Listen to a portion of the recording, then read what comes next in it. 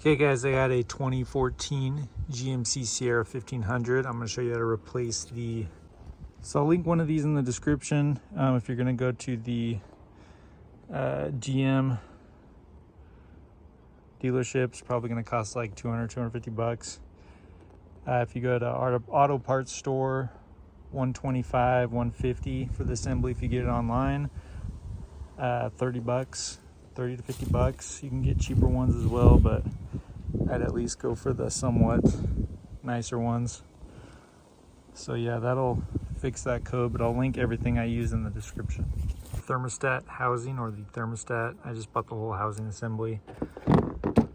So the first thing you're gonna do, I already did this, was just loosen these right here. It's just a flat head. There's one right there, and then there's one right there. Pop these off, and then you can just pull this up like that. Okay, so we're gonna disconnect the battery first. This is just a 10 millimeter bolt right there. We'll move right there so you don't have to remove those. Your thermostat housing is right here. There's just 3 10 millimeter bolts holding it on, securing it. We're gonna have to remove this right here and this right here. And coolant's gonna come out, but if we're lucky, we can save some of it. And then I got the Dex Cool right here, coolant. Okay, so first I disconnected this one. You just pull these clamps in, move this down, disconnect it, caught some of the coolant, so there's not gonna be as much coolant coming out right there. So now we're gonna do that one. So you just, and remove it just like that. So now this should come off pretty easily.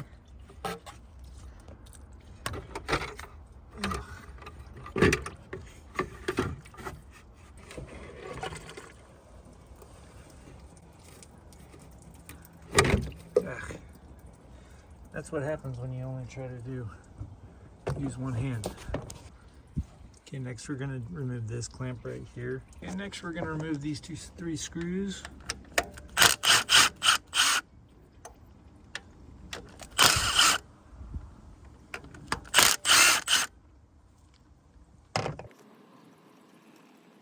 So when you're screwing these back in, this goes into an aluminum.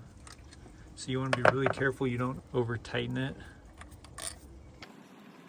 I'm just gonna get mine ready right here, my new one.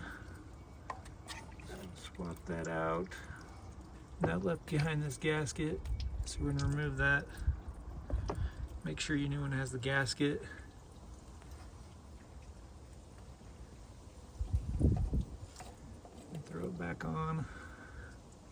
Put these in. Thread them by hand.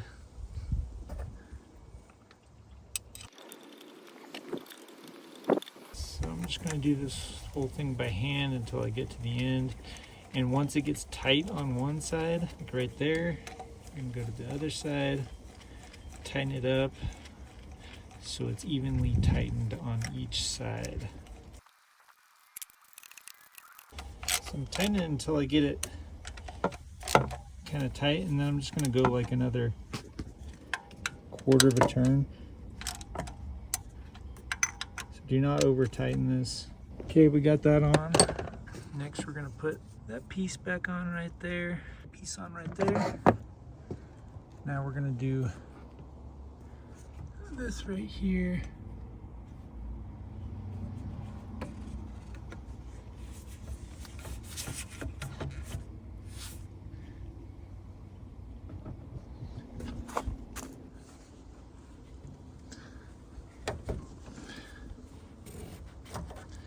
Just like that. Okay, just like that. Now we'll get this one unclamped. Okay, we got that on. Everything's connected. Okay, now we're gonna go over here, fill this up. Okay, we got that filled up. Now we're gonna put this air intake back on. So slowly put it down like that. This goes underneath these hoses.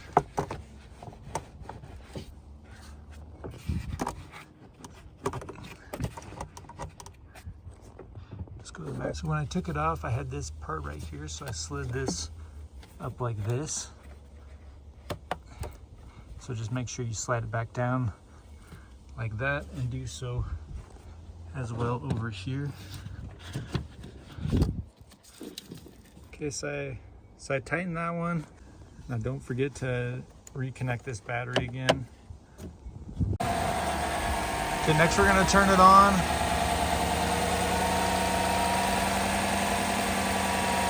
Make sure everything's working okay, no leaks. I rinsed this thing off with water.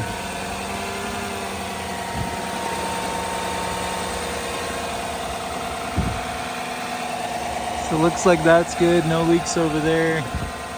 No leaks there as well.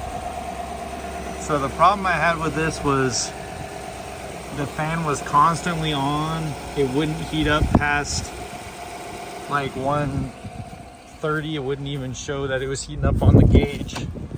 It had a check engine light. So this was like stuck at 160. So, and it had a check engine light. So the code I had was a P0128, and that just tells you that the engine is taking too long to reach the optimum temperature, the coolant.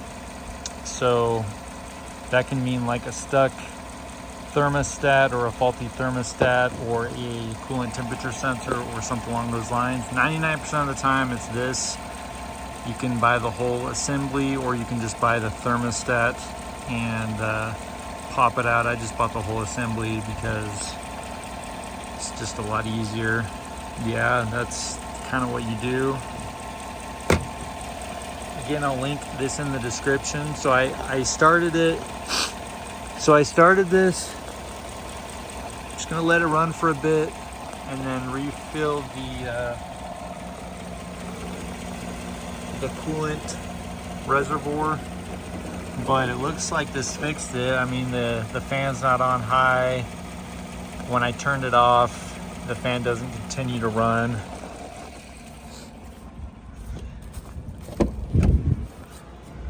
It's already heating up higher than it's ever been since I started getting that code. So this should fix any gas mileage, heating issues, or anything you have, and also obviously the check engine light.